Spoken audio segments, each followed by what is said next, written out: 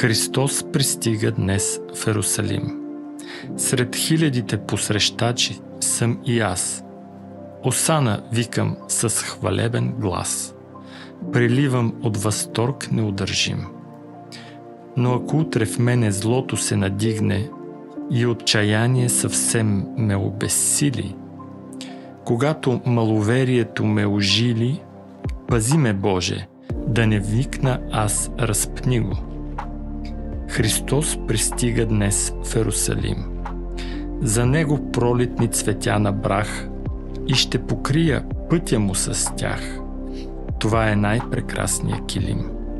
Но ако утре в нещо се препъна и падна на нечестието в гроба, пази ме, Боже, в миг на черна злоба, да не сплета за него аз венец от тръни.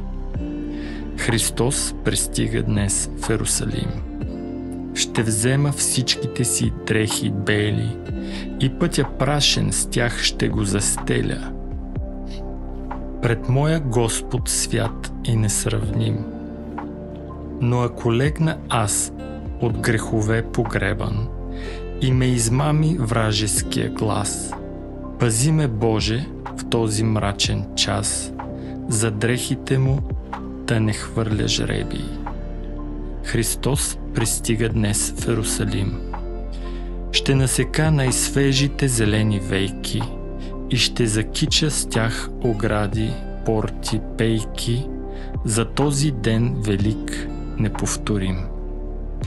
Но ако утре рухна пак в порока стар, пази ме, Боже, брадва да не взема, да насека дървета груби и големи за тежък кръст на днешния си цар. Христос пристига днес в Йерусалим.